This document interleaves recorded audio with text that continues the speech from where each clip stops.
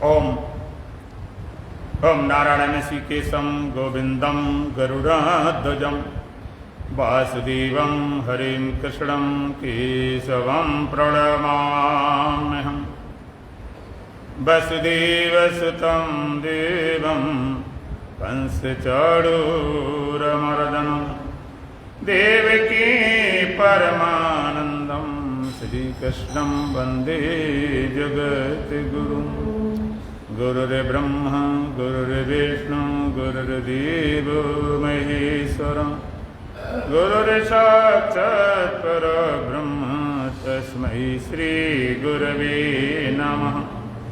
ओम सहना भवतु सहनौ भुनक्तु सह वीर्यं करवावहै तेजस्विनावधीतमस्तु मा विद्विषावहै। ओम शांति शांति शांति। दोबारा बाबा। श्री राम जय राम जय जय राम। श्री राम जय राम जय जय राम। श्री राम जय राम जय जय राम। श्री राम जय राम जय जय राम। तन मन से प्यारे जपो राम नाम। मन से प्यारे जपो राम नाम। श्री राम जय राम जय जय राम। श्री राम जय राम जय जय राम। श्री राम जय राम जय जय राम। श्री राम जय राम जय जय राम। वेदों ने गाया पुराणों ने गाया। वेदों ने गाया पुराणों ने गाया। वेदों ने गाया पुराणों ने गाया। वेदों ने गाया पुराणों ने गाया। संतों ने गाया है छोटा सा नाम। संतों ने गाया है छोटा सा नाम। श्री राम जय राम जय जय राम। श्री राम जय राम जय जय राम। तन मन से प्यारे जपो राम नाम। तन मन से प्यारे जपो राम नाम। श्री राम जय राम जय जय राम। श्री राम जय राम जय जय राम। सुंदर सलोना महामंत्र है ये। सुंदर सलोना महामंत्र है ये। सुंदर सलोना महामंत्र है ये। सुंदर सलोना महामंत्र है ये। जप करके प्राणी पावे विश्राम। जप करके पावे प्राणी विश्राम। श्री राम जय राम जय जय राम। श्री राम जय राम जय जय राम। तन मन से प्यारे जपो राम नाम। तन मन से प्यारे जपो राम नाम। श्री राम जय राम जय जय राम। श्री राम जय राम जय जय राम। सुंदर सलोना महामंत्र है ये। सुंदर सलोना महामंत्र है ये। सुंदर सलोना महामंत्र है ये। सुंदर सलोना महामंत्र है ये। जप करके प्राणी पावे विश्राम। जप करके पावे प्राणी विश्राम। श्री राम जय राम जय जय राम। श्री राम जय राम जय जय राम। तन मन से प्यारे जपो राम नाम। तन मन से प्यारे जपो राम नाम। श्री राम राम जय जय राम। राम जय राम जय जय राम। श्वासों के वन को केवल बना कर, माला बनाकर, श्वासों के मन को की माला बनाकर, सांसों की मन को की माला बनाकर, निस दिन जपो तुम सुबह और शाम। एक दिन जपो तुम सुबह और शाम। श्री राम जय जय राम। श्री राम जय जय राम। तन मन से प्यारे जपो राम नाम। तन मन से प्यारे जपो राम नाम। श्री राम जय जय राम। श्री राम जय जय राम। निर्मल मन से सुमिरन करे जो, निर्मल मन से सुमिरन करे जो, निर्मल मन से सुमिरन करे जो, निर्मल मन से सुमिरन करे जो, अंत में पावे बही राम धाम। अंत में पावे बही राम धाम। श्री राम जय जय राम। राम जय जय राम। तन मन से प्यारे जपो राम नाम। तन मन से प्यारे जपो राम नाम। श्री राम जय जय राम। श्री राम जय जय राम। श्री राम जय जय राम। श्री राम जय जय राम। श्री राम जय जय राम।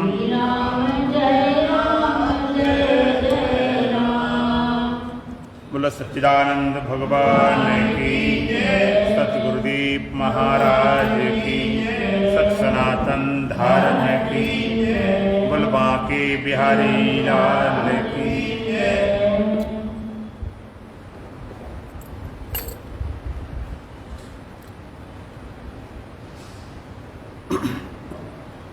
जब से आपके मन में परमात्मा पाने की इच्छा होती है, परमात्मा को पाऊं, परमात्मा से मिलूं, तो सबसे पहली बात, जिस परमात्मा से आप मिलना चाहते हो, पाना चाहते हो, प्राप्त करना चाहते हो, उसका स्वरूप क्या है, उसका स्वभाव क्या है, उसकी पहचान क्या है, वो है क्या, एक बात।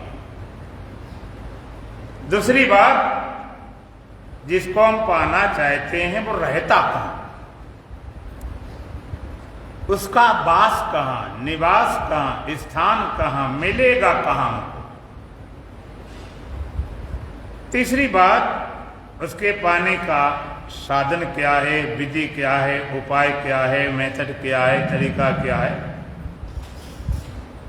तो सबसे पहले हमें परमात्मा की पहचान होना चाहिए। परमात्मा कहें, सत्य कहें, अस्तित्व कहें, एग्जिस्टेंस कहें, सत्ता कहें,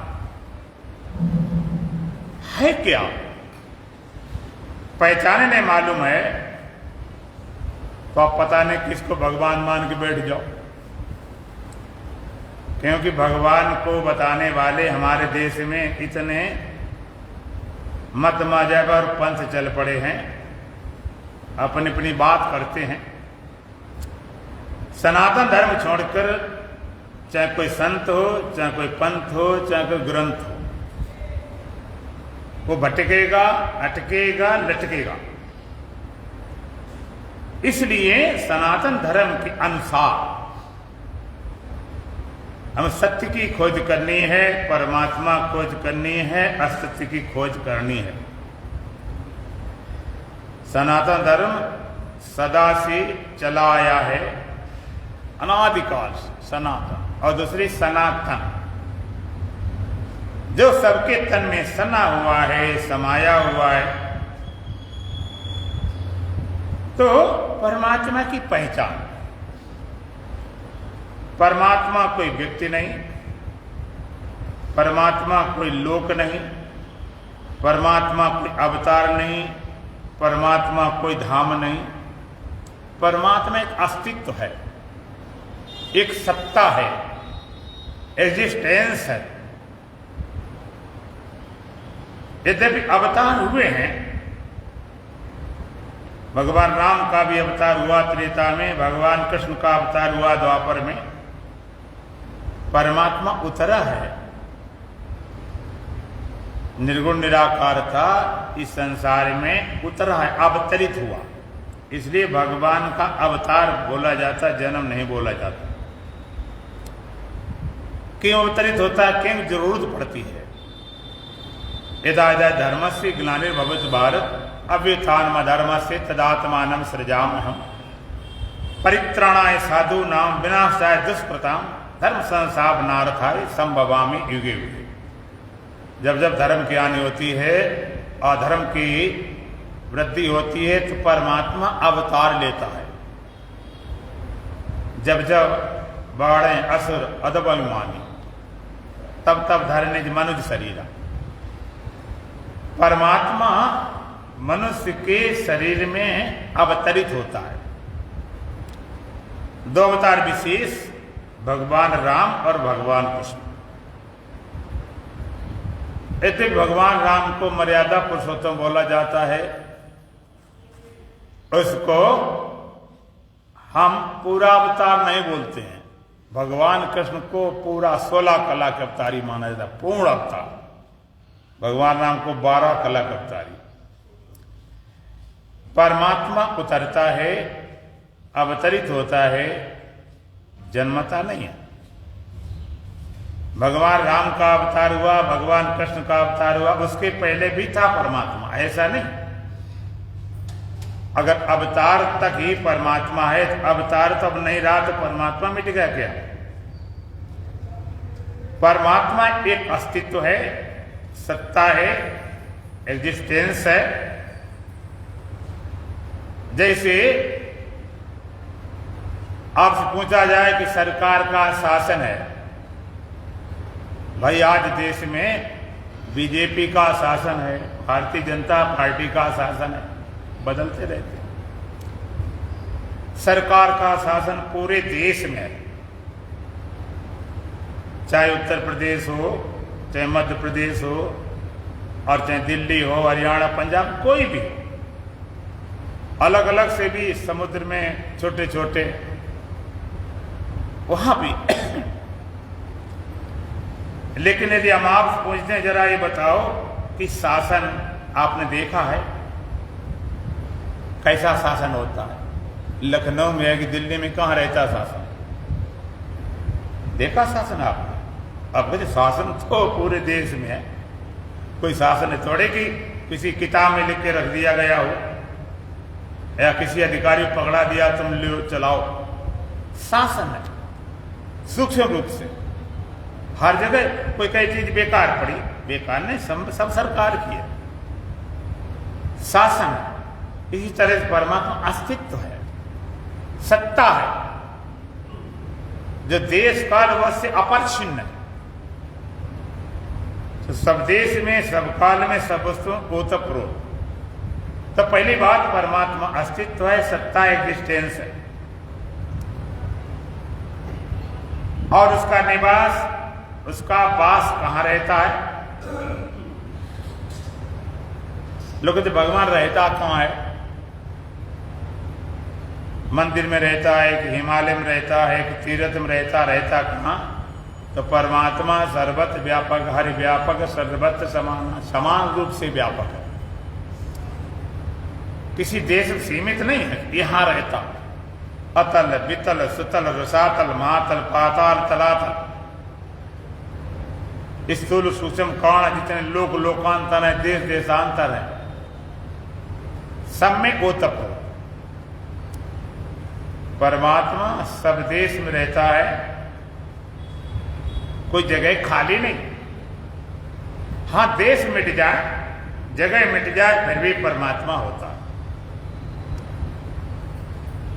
और तीसरी बात, उसको पाने की विधि क्या है, पाया कैसे जाए, वहां तक पहुंचे कैसे, उसका रास्ता क्या है। तुम्हारे हिंदू धर्म में, सनातन धर्म में प्रस्थान त्रय बताया गया। उसके पहुंचने के 3 रास्ते हैं, श्रुति, स्मृति और दर्शन। 3 रास्तों द्वारा पहुंचा जा सकता है। इसे प्रस्थान त्रय, देश विदेश में सब लोगों ने इसके माध्यम से पहुंचे हैं। प्रस्थान करने 3 रास्ते। पहले श्रुति। श्रुति किसे बोलते हैं? जो वेदों के मंत्र है। वेदों को अपरुषे और अनादि माना गया। अपरुषे माने किसी पुरुष द्वारा रचना नहीं। और कब से कहते अनादि। वेदांत 6 अनादि मानता है, उसमें वेद भी अनादि है, अपरुषे है। तो पहले श्रुति, कैसे वेद ये आए कहां से? श्रुति, सुने गए। ऋषिगण समाज में बैठते थे तो मंत्र उतारते थे, निर्मित नहीं, बनाए नहीं, इसलिए उन्हें श्रुति बोला जाता। समाज में सुने गए, उन्होंने उसी को फिर लिपिबद्ध कर दिया, लिख दिया गया, श्रुति। दूसरा स्थान है स्मृति। स्मृति में श्री मद् भागवत गीता आता है, जो भगवान कृष्ण द्वारा बोला गया। तीसरा स्थान है दर्शन। दर्शन में भारतीय 6 दर्शन हैं, योग दर्शन, सांख्य दर्शन, वैशेषिक दर्शन, न्याय दर्शन, पूर्व मीमांसा, उत्तर मीमांसा, जिसको वेदांत दर्शन बोलते हैं। श्रुति, स्मृति और दर्शन। श्रुति, स्मृति, दर्शन। यद्यपि पहला स्थान श्रुति का है, वेद मंत्रों का है। दूसरा स्मृति का है। भगवान ने कहा कि हमने इसको दोबारा याद किया, उस ज्ञान, स्मृति। लेकिन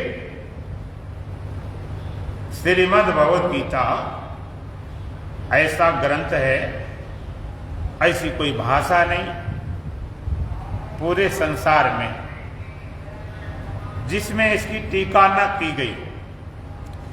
ऐसा कोई आचार्य नहीं इसको टीका किए बिना कोई आचार सिद्ध हो जाए। भगवत गीता दूसरा स्थान होने पर भी सबसे ज्यादा महत्वपूर्ण है। सब स्वीकार करते हैं, सबके लिए है। लगा के कर्म कांड, भक्ति और योग और समाधि और वेदांत सबके लिए है। सब कुछ समाया हुआ है। देखो, भगवान की कथा सारे ग्रंथों में, वेदों में है, उपनिषदों में है और ग्रंथों में है। अब ये विचार सागर है, विचार चंद्रोदय है और तमाम ग्रंथ पढ़ते हैं। कहीं पंचदशी है, तमाम ग्रंथों में भगवान की कथा है। करने वाले संत रहे, गुरु रहे, ऋषिगण रहे। लेकिन गीता में भगवान की कथा है और कथा करने वाला कौन? बोलो, गीता में भगवान कथा है कि नहीं? और कथा करने वाला कौन? स्वयं भगवान।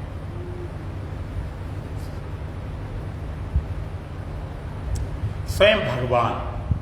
भगवान कथा, भगवान वास, भगवान बोल पड़े, परमात्मा स्वयं बोल पड़ा।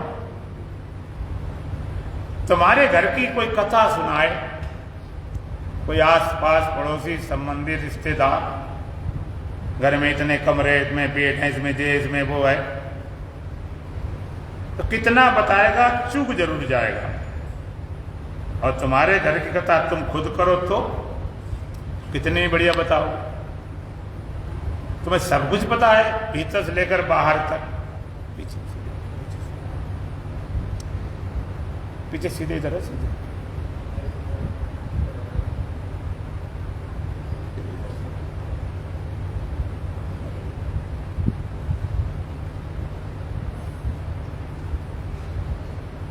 तुमसे बढ़िया नहीं बता सकता।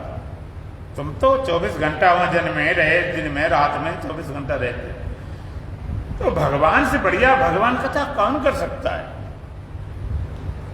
भगवान कथा स्वयं भगवान कर, भगवान उपास, भगवान बोले। दुनिया के किसी धर्म में भगवान उनके बोल नहीं, उनके पीर बोले, पैगंबर बोले, इधर उधर बोले, यहां तो भगवान ही बोल पड़ा, परमात्मा ही बोल पड़ा स्वयं। इससे बढ़िया भगवान कथा और कामिल शक्ति भगवान वास। और इस श्रीमद् भगवद गीता में भगवान ने सब कुछ दिया। 18 अध्याय, 700 मंत्र श्लोक है। जैसे वेद के 3 कांड होते हैं, कर्म कांड, उपासना कांड, ज्ञान कांड, जैसे गीता में भी करीब 6 अध्याय में तो कर्म की विशेष बात की है। 1 से लेकर 6, 7 से लेकर 12 तक विशेषकर उपासना भक्ति की बात, और अंत में 13 से लेकर 18 तक ज्ञान की बात, ज्ञान की बात। तो जैसे आप ब्रह्म सूत्र पढ़ते हो तो सबसे पहले सूत्र आता अथातो ब्रह्म जिज्ञासा।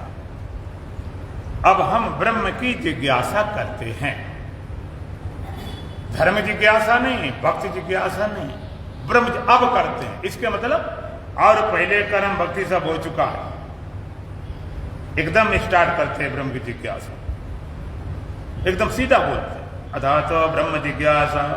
और ब्रह्म की जिज्ञासा करते हैं। ब्रह्म क्या है? जन्मादि से था, जन्मादि से था, जिससे ये संसार उत्पन्न होता, ईशित होता, लय को प्राप्त करता,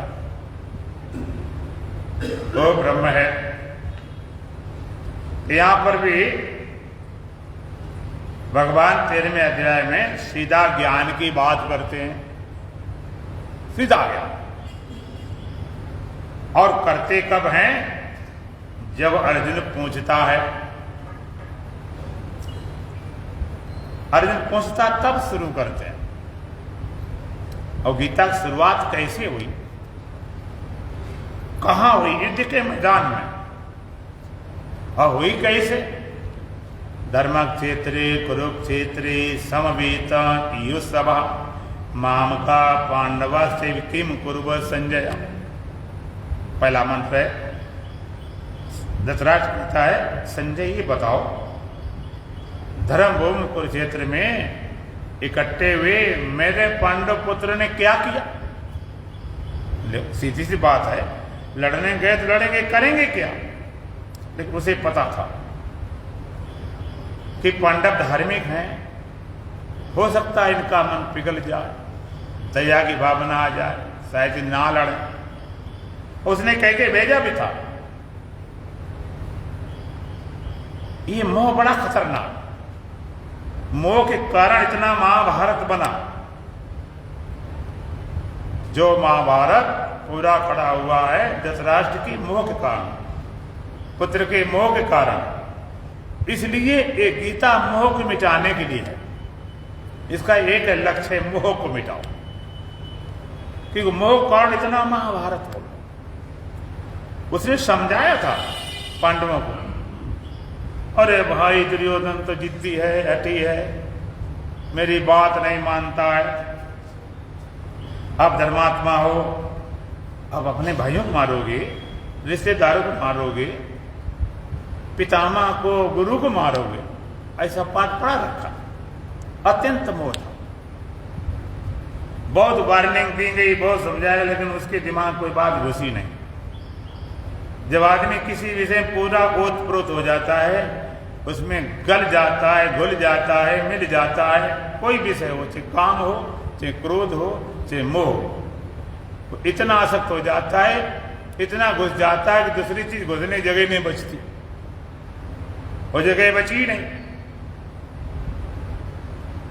युद्ध के मैदान में जब भगवान कृष्ण अर्जुन दोनों पहुंचते हैं, अर्जुन कहता भगवान मेरे रथ को दोनों सेनाओं के बीच में खड़ा करो, मैं जरा देखना चाहता हूं किसके साथ लड़ना है। ये महाभारत है, कितने मरेंगे कितने बचेंगे कुछ पता नहीं, और कम से कम ये तो पता चल जाए कि लड़ने वाले जो वीर मरे हैं मेरी तरफ से लड़े हैं कि दूसरी तरफ लड़े हैं। मामला भाइयों का था, कोई बाहर के थे नहीं, चचेरे भाई थे, तो रिश्तेदार जो पांडवों के थे कौरवों के भी थे। मैं जरा एक बार देखना चाहता हूं। भगवान ने विचार किया, युद्ध के मैदान में नगाड़े बज गए, भेरियां बज गई, शंखनाद हो गया, सिंहनाद हो गया, देखना को नुमाइश लगे एग्जीबिशन। तो भगवान अर्जुन के मन की बात समझ गए, इसके अंदर मोह पनप रहा है। अब मोह के कारण तो महाभारत हुआ था, मोह के कारण महाभारत से भाग रहा है, बड़ी समस्या। ये भी मोह का कारण। जो कुशल डॉक्टर होते हैं बीमारी कभी दबाते नहीं, खुल के इलाज करते हैं और ढंग से कहते भाई फोड़ा पकड़ना कम है और जल्दी पका दो, बुखार हल्का है का दो दवाई और कसके उतर जाए। तो भगवान ने देखा मोह बन रहा, बीमारी खड़ी, मोह सकल व्याधिन कर मूला, सारी बीमारियों का मूल तो मोह है। भगवान का अच्छा जिसको मोह हो रहा तो महाभारत है, लड़ते लड़ते कभी कहेगा पितामह आ गए, गुरु आ गए, कैसे लड़ूं। भगवान का पहले इसका इलाज कर लेना चाहिए।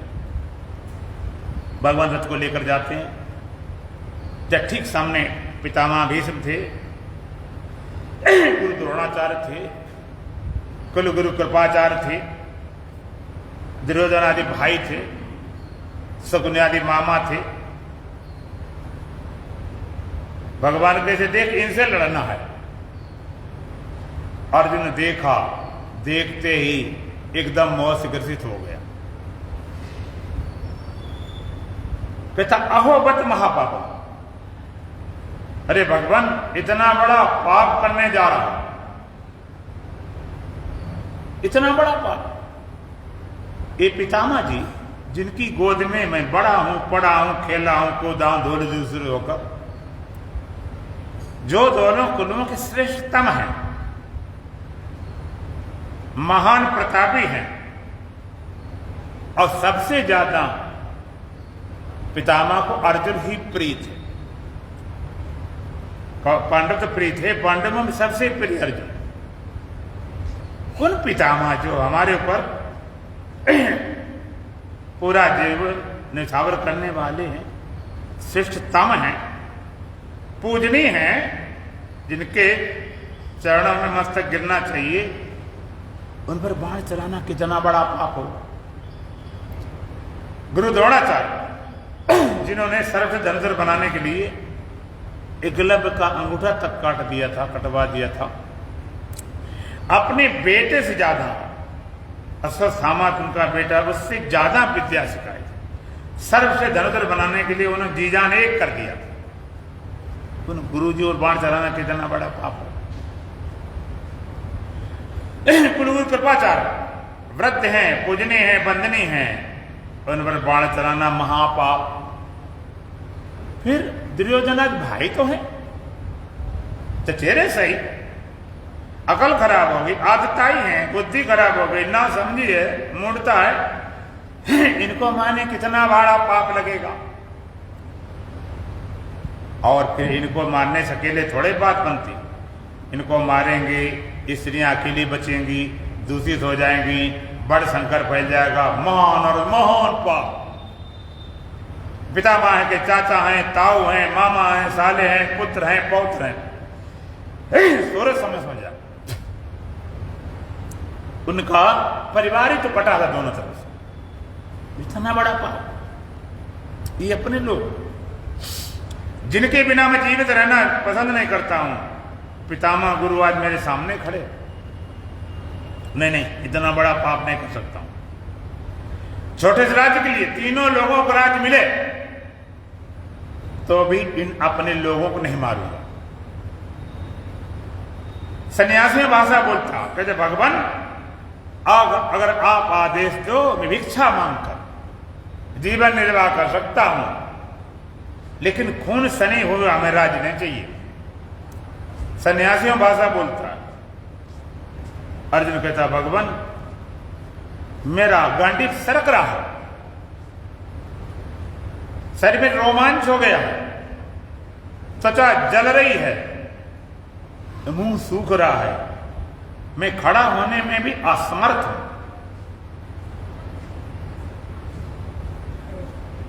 अर्जुन कहता भगवान अगर दुर्योधन मार दे मुझे तो मरना मुझे स्वीकार है, लेकिन इन अपने लोगों को मारना किसी कीमत पे मुझे स्वीकार नहीं है। ऐसा कुछ नहीं कि अर्जुन कहीं डर गया हो, घबरा गया हो कि ये इतने वीर ना, महावीर था। विराट युद्ध में उसने अकेले पितामह बने रहे, गुरु द्रोणाचार्य बने रहे, गुरु कृपाचार्य बने रहे, दुर्योधन बना रहा, अश्वत्थामा बना रहा, कर्ण बना रहा, सबको मार भगा दिया, एक भी नहीं टिका था। लेकिन मोह का परिणाम है ऐसा, जिस मोह के कारण धृतराष्ट्र ने महाभारत करवाया, वही मोह खड़ा हो गया, जिससे इसके अंदर कायरता पैदा हुई। पलायन करने वाला बड़े बड़े तरीके से समझाए, कोई अपनी बात सिद्ध करना चाहता बड़े उदाहरण देता है। शराब पीने वाले हों और मांस खाने वाले उनके देखो तर्क हैं। मांस खाने वाले कहते हैं इनको नहीं खाएंगे तो बढ़ जाएंगे दुनिया में, वो दुनिया में नहीं कब्जा हो जाएगा, आदमी कहां रहेगा। शराब पीने वाले कहेंगे इनसे बड़ा लोगों का धंधा चलता है, रोजी रोटी चलती। अपनी बात को सिद्ध करने के लिए पता नहीं उल्टे सीधे प्रमाण जोड़ते हैं, वही अर्जुन जोड़ रहा था। इनको मानस पाप लगेगा, ये अपने हैं, पूजनी है, बंदनी है। अर्जुन बोल रहा था भगवान हाँ करें न हूं करें न ना करें न नो करें, चुपचाप खड़े। अर्जुन कहता है ये हमारे कैसे सखा, हाँ ना कुछ करेंगे, आखिरी मामला क्या है। तब उसके दिमाग झनका कि ऐसा तो नहीं कि जो हम बोल रहे हैं भगवान में पसंद ही न। भगवान चुपचाप, जब उसने देखा भगवान बोल नहीं रहे हैं तब समझ में आया कुछ गड़बड़ है। और उनमें सखा थे, मित्र थे, सब कुछ थे। तो भगवान ने कहा तो छत्री होकर औरतों जैसी बात कर रहा, भेजड़ों जैसी, ये कारता तेरे अंदर कहां से आ गया, रो रहा, शर्म नहीं लगती तुझे छत्री होकर। अर्जुन विलाप करता है, रो रहा है, कैसे करूं, इतना मोहग्रसित हो गया। एक बात मैं आपको बताना चाहता हूं, देखो सत्य को समझना थोड़ा साहस चाहिए। किसी भी जगह बन गए तो सत्य से चूक जाओगे, कहीं भी खुला हृदय रखो, कटे से कटने दो, मिटे से मिटने दो। एक बात विचारणी है, लोग कहते हैं कि भगवान के दर्शन करने से मेरा कल्याण हो जाएगा। चलो वृंदावन चलते हैं, अयोध्या चलते हैं, सेतुबंध रामेश्वर चलते हैं, और कहीं चलते हैं जहां मंदिर हैं, कहीं बढ़िया सी जगह। अच्छी बात है, आप जाओ, श्रद्धा है, प्रेम है, भक्ति करो खूब। लेकिन जहां तक सत्य की बात है वहां पर रियायत की बात नहीं है। अब दर्शन करने वाली बात करते हो तो मैं पूछना चाहता हूं, जिस समय अर्जुन विलाप कर रहा था, रो रहा था औरतों जैसे, उस समय अर्जुन भगवान के दर्शन कर रहा था कि नहीं? दर्शन कर रहा था। अर्जुन भगवान दर्शन कर रहा था, और साक्षात भगवान 16 कला के अवतारी। आजकल तो भगवान मिलेंगे जैसे मिलेंगे, जो भी मिलेंगे उसके विषय में टीका टिप्पणी ज्यादा नहीं करना चाहते हैं। लेकिन साक्षात 16 कला के अवतारी भगवान खड़े सामने। अर्जुन रो रहा है। अगर दर्शन करने से कल्याण होता तो गीता जरूरत क्या पड़ी, दर्शन तो कर रहा था। फिर दर्शन है नहीं अकेले, भगवान अर्जुन के सखा थे, मित्र थे, सौदर थे, साथी थे, सारथी थे, रथ को चलाने वाले थे, चप्पल उठाने वाले थे, पत्तल उठाने वाले थे। इतने संबंध थे। और तो और भगवान अर्जुन के साले थे। तुम्हारे साले बनने नहीं आएंगे, इतने रिश्ते थे। और फिर भी अर्जुन रो रहा है। कितने संबंध थे, इतने संबंध होने पर भी कुछ बात बनी नहीं। जब महाभारत शुरू होने वाला था तो भगवान पास में सहायता मांगने के लिए अर्जुन भी गए और दुर्योधन भी गया, एक ही साथ गए। दुर्योधन गया पहले था, भगवान सो रहे थे, सिराने तरफ बैठ गया। अर्जुन बाद में गए तो हाथ जोड़कर पैरों तरफ खड़े हो गए, क्योंकि मुख तो सामने है, तभी दिखाई पड़ता है जब पैरों तरफ खड़े हो। दुर्योधन बैठा था। भगवान जैसे नींद खुली उन्होंने देखा, अरे पार्थ कैसे आए हो, अब हमारे अतिथि हो, अब बताओ तुम्हारा क्या स्वागत किया जाए, आप सेवा बताओ, आप हमारे अतिथि हो। और दुर्योधन कहता, अरे भगवान ने पहले आए हो, आप मेरी बातें नहीं करते। अच्छा, मुड़ के देखा आप भी आए, ठीक, कोई बात नहीं, आप भी बताओ। अर्जुन कहता, भगवान मेरे और कौरव विजय दोगा, मुझे सहायता करो, आपसे सहायता लेने आया हूं। दुर्योधन कहा, भाई दुर्योधन बोलो तुम्हारे क्या है। कहते, भगवान यही तो मेरा है, हमारे पांडव विजय दोगा, उसे मुझे सहायता करो, मदद करो। अब भगवान के इधर रिश्ते तो करीबी थे, वो भी तो थे ही, चाचा ताऊ के लड़के। और फिर कोई भी आए भगवान दर से खाली जाता नहीं, जो भी मांगे तो भगवान का कोई बात नहीं है, दोनों सहायता की जाएगी। तो भगवान कहते ऐसा विचार करें, क्या करें, सहायता दोनों करनी। तो भगवान ने अपनी शक्ति का विभाजन किया। एक तरफ मैं रहूंगा, निहत्था रहूंगा, हथियार नहीं उठाऊंगा। दूसरी तरफ मेरी नारायणी सेना रहेगी, बहुत लड़ाकू नारायणी सेना थी, बड़ी विशाल और बहुत जबरदस्त। दोनों में से एक आप ले लें, एक आप ले लें, चाहे मुझे ले लें, चाहे नारायणी सेना ले लें। क्योंकि मैंने अर्जुन को पहले देखा है, इसलिए उसका मांगने का अधिकार पहले है। और दूसरी बात, अनुज भी है, अनुज को मांगने का अधिकार ज्यादा होता। इसलिए जो चाहे मांग ले पहले अर्जुन। अब दुर्योधन घबराने लगा, अर्जुन के नारायणी सेना मांग ली, हमारे पल्ले जे भगवान पड़ेंगे, एक अकेला चना क्या बाढ़ फोड़ता। फिर उन्होंने ये भी शर्त रखी, ईद में हथियार नहीं उठाऊंगा। अगर के अर्जुन ने सेना मांग ली तो हार हमारी पक्की है, पर हमारे साथ नहीं, क्या करेंगे अकेले, कि बांसुरी बजाएं, राज रचाएंगे, सेना राज देगी तो हार ही जाएगी। लेकिन अर्जुन की बारी आई, अर्जुन कहता, भगवान मुझे सेना नहीं चाहिए, आप चाहिए आप। भगवान को देख ले, ईद के मैदान में लड़ने वाला नहीं। कहते कोई बात नहीं, लड़ने के लिए मैं ले ही नहीं रहा हूं, और कुछ भी कराओ, और चाहे रथ को चलवाओ, चाहे चप्पल उठवाओ, चाहे पत्तल उठवाओ, सब करना चाहिए, युद्ध नहीं करूंगा। अर्जुन कहते भगवान आप युद्ध नहीं करना, मेरे सारथी बन जाओ। कहते वो मुझे मंजूर है, रथ को चलाने वाले। अब दुर्योधन बड़ा खुश हो गया, तो कहते कोई बात नहीं, फिर सेना ही सही हमारी। महाभारत युद्ध चल रहा था, पितामह जी सेनापति बने थे,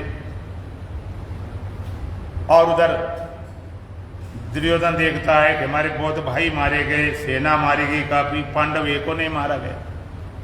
बड़ा जोश में आवेश में आया, पितामह जी आपके सेनापति रहने से कोई लाभ नहीं है, मेरे इतने भाई मारे गए, पांडव एक भी नहीं मारा गया, सेना भी कम मारी गई, आप लगता पक्षपात करते, क्षत्रिय धर्म का पालन नहीं करते। कि हमारे तरफ लड़ रहे हो। पितामह कहता देखो भाई, मैं पांडव को वध नहीं करूंगा और सेना को तो मारते रहेंगे, और दूसरी बात एक ये भी समझ लो, जब तक मैं खड़ा हूं तुम्हें हारने नहीं दूंगा। दुशासन कहता ठीक है, पितामह हारने नहीं देंगे लेकिन जीतने भी नहीं देंगे, लटका देंगे इसे। ज्यादा जोश दिलाया, जो समझा ना आया तो वो भूल गए। पितामह कहते ठीक, कल हम एक पांडव को वध कर देते, किसी का करना है करो तो अर्जुन करो। कहते ठीक, कल अर्जुन वध कर देंगे। इतने प्रतिज्ञा करते ही अब तो कौरव दल में खुशियां खुशियां, अब तो विजय हमारी पक्की है। अर्जुन मारा गया, फिर तो लड़ने वाला को है ही नहीं इतना।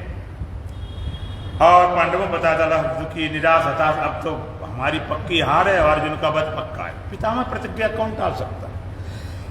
भगवान ने भी अपनी प्रतिज्ञा छोड़ दी थी, भगवान ने भी। लेकिन पितामह ने कहा जो मैं हरि को सत्य न कहाऊं तो गंगा जननी शांतनु का सुत न कहूं। युद्ध के मैदान में एक बार हमने यदि भगवान हथियार न उठवा दिए तो गंगा पुत्र भीष्म नहीं। और भगवान भक्त की प्रतिज्ञा रखने के लिए अपनी प्रतिज्ञा तोड़ देते, उन्हें अपनी प्रतिज्ञा से उनका लिए खेल है सारा। इसलिए भगवान कृष्ण लीला है, मर्यादा वाले नहीं है। भगवान राम जगह भगवान कृष्ण होते तो सीता नहीं भेजते, अपना भले चले जाते। उनके लिए खेल तो जानते थे पिता प्रतिज्ञा खाली जाने वाले नहीं। रात हो गई, 12 बज गए, सब अपने शिविर में सोए थे। भगवान गए, देखा अर्जुन की क्या स्थिति होगी। अर्जुन सो रहा, सब खर्राटे मारे। भगवान से सो रहा है, तुझे पता नहीं भगवान कि पितामह ने प्रतिज्ञा की थी अर्जुन वध करने? हाँ भगवान पता तो है। सो रहा थे, चिंता फिक्र नहीं। अर्जुन कहता चिंता किस बात की? आप तो सारथी हमारे रथ के थोड़े, हमारे पूरे जीवन के सारथी हो।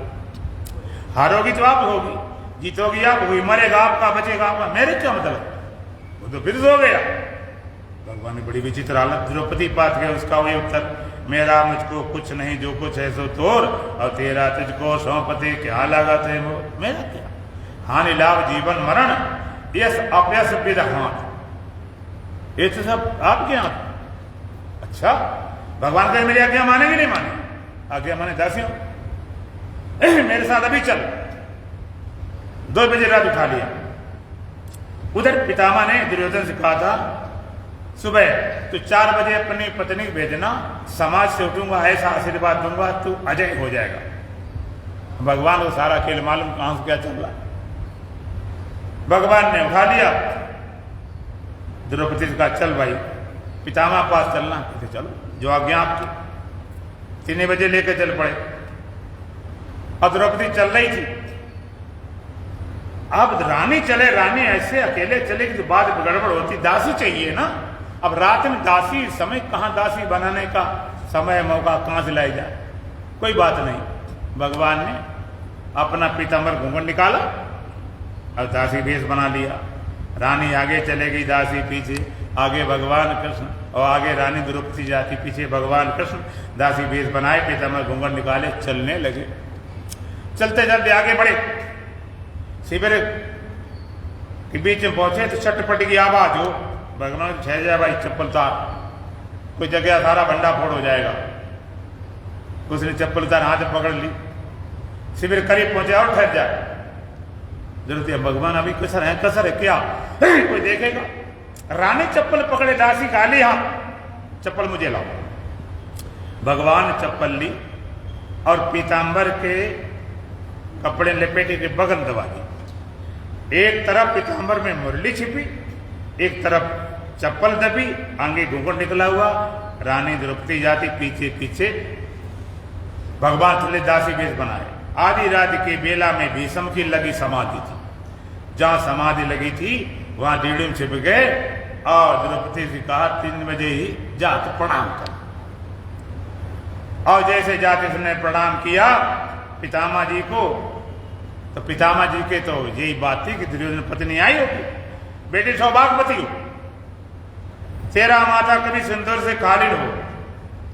द्रौपदी बोलती पितामह जी आपका आशीर्वाद सत्यमानु की प्रतिज्ञा, कल प्रतिज्ञा थी कि अर्जुन का वध, आज आशीर्वाद देते हो, पितामह जी मेरे पति 5 हैं, 5, अगर एक भी मारा गया तेरा बाबा आशीर्वाद खाली चला जाएगा। अब पितामह जी ने देखा, होश बिगड़ गई, क्या हुआ, न कोई प्रतिज्ञा खाली गई, न आशीर्वाद खाली गया। अब घबरा गए, पसीना से लस्त बस्त हो गए। द्रौपदी बोलती पितामह जल्दी बोलो। पितामह कहते तू बताओ पहले पहुंची कैसे हम, तुझको लाया कौन है? लाने वाला सिवाय छलिया दूसरा हो नहीं सकता, किसी को राजी पता नहीं। पितामह जी जब बाहर निकले, पितामह जी ने जब देखा भगवान कृष्ण को, पीताम्बर घूंघट निकाले, चप्पल दबाए, मुरली छिपाए, देख के फूट फूट के रोने लगे।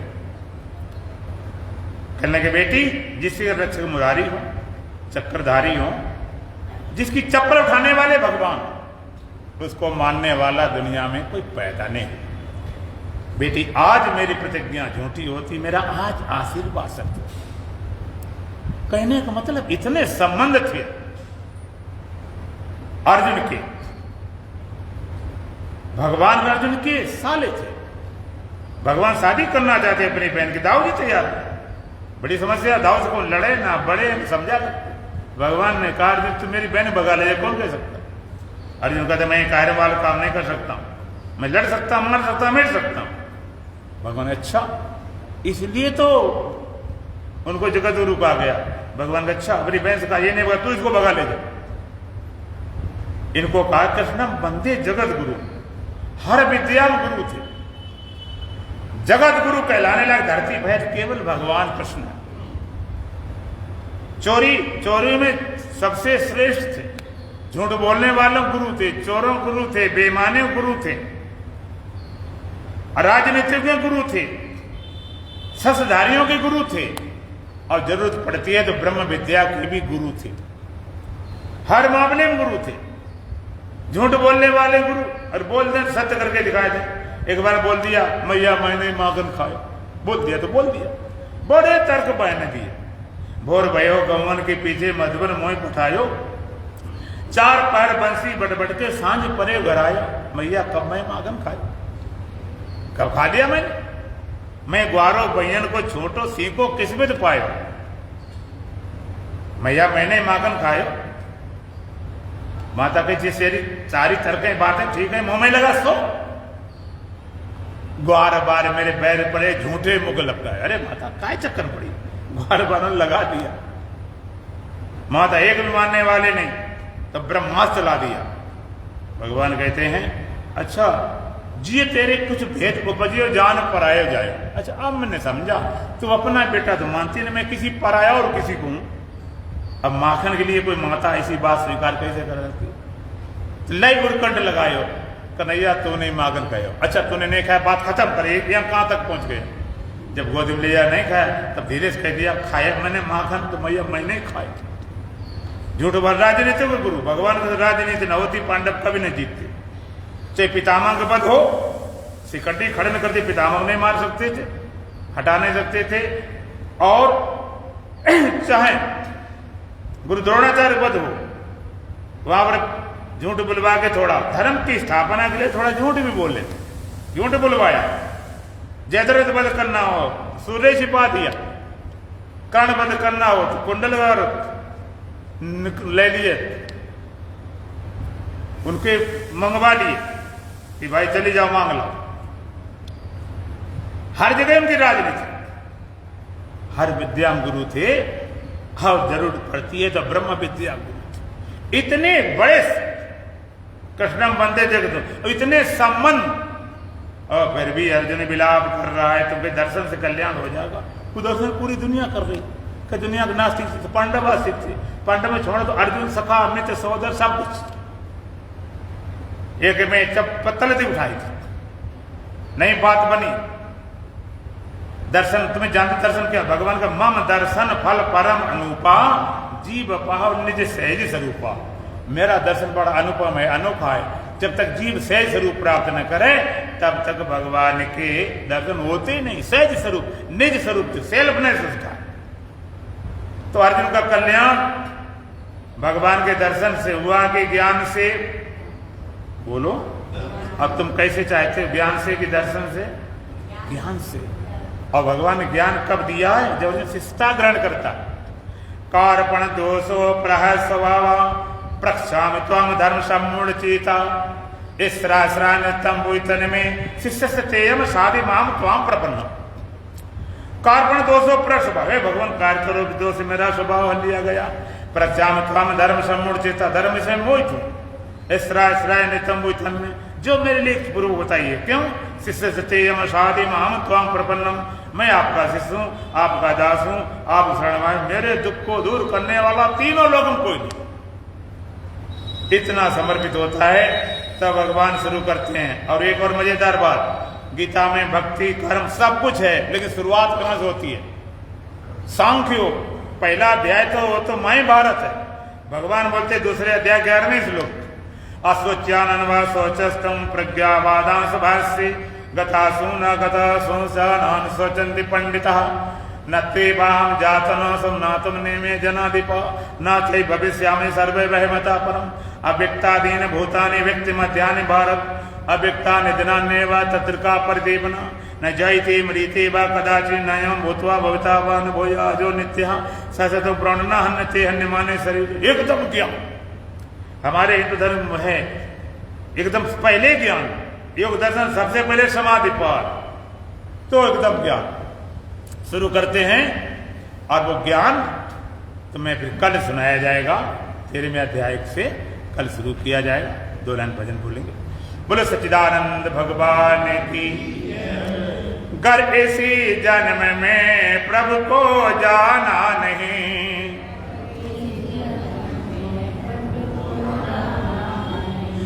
तेरे नर्तन के पाने से क्या फायदा,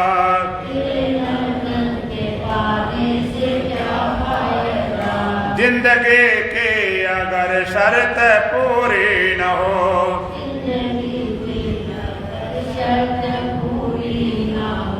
व्यर्थ जीवन गंवाने से क्या फायदा,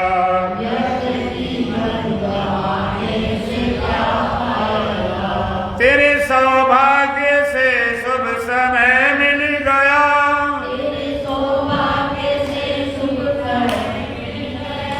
इसके उपयोग का योग कर ना सके,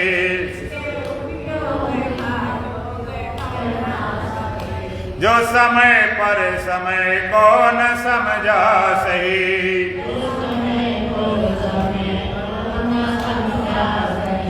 व्यर्थ अवसर गंवाने से क्या फायदा,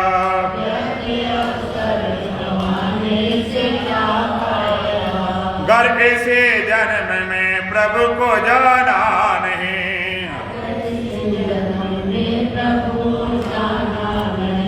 तेरे नर्तन के पाने से क्या फायदा,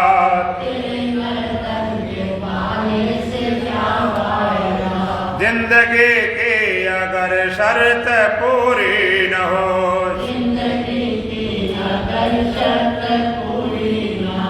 व्यर्थ जीवन गंवाने से क्या फायदा,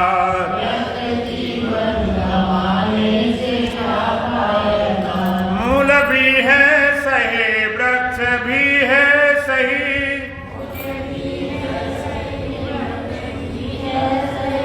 डालियां भी सही, पत्तियां भी सही,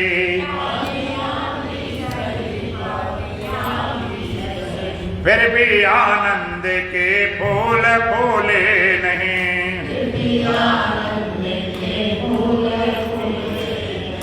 ऐसे ऋतुपति के आने से क्या फायदा,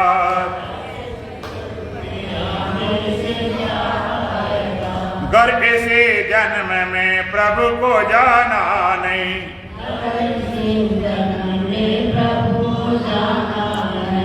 तेरे नर्तन के पाने से क्या फायदा,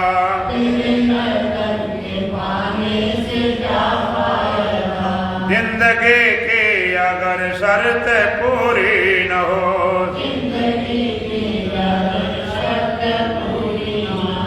व्यर्थ जीवन गमाने से क्या फायदा, व्यर्थ जीवन गंवाने से क्या फायदा, व्यर्थ जीवन गमाने से क्या फायदा, व्यर्थ जीवन गंवाने से क्या फायदा, तेल साबुन से धोया है मलमल के तन,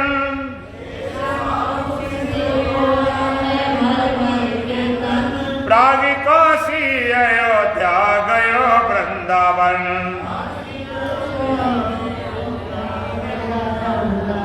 फिर भी निर्मल हुआ ना अगर तेरा मन, तेरे गंगा नहाने से क्या फायदा,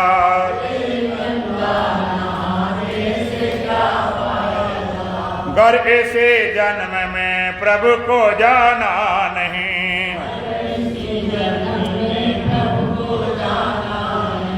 तेरे नर्तन के पाने से क्या फायदा,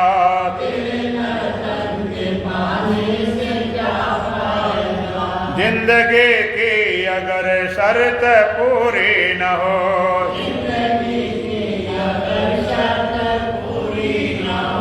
व्यर्थ जीवन गमाने से क्या फायदा,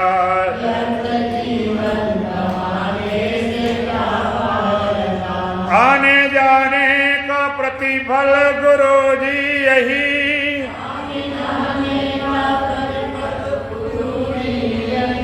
आने जाने के बंधन से निर्मुक्त हो,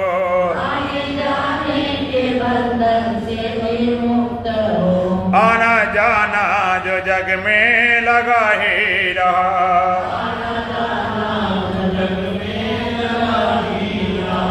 तेरे आने और जाने से क्या फायदा,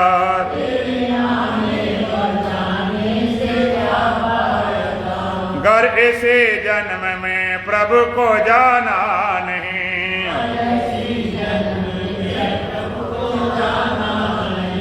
तेरे नर्तन के पाने से क्या फायदा,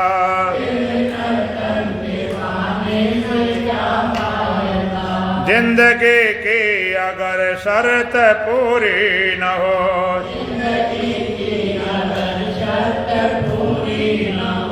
व्यर्थ जीवन गमाने से क्या फायदा,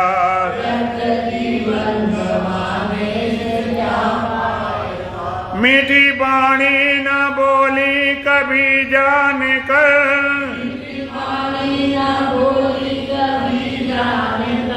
विष भरी बोली बोली है विष घोल कर,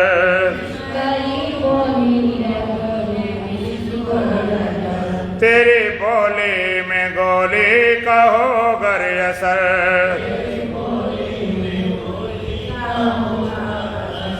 तेरे गाने बजाने से क्या फायदा,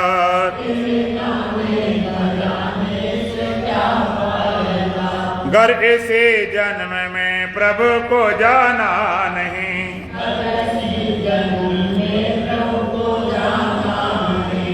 तेरे नर्तन के पाने से क्या फायदा,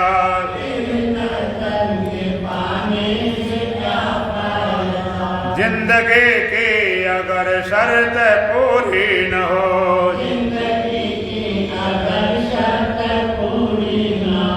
व्यर्थ जीवन गमाने से क्या फायदा,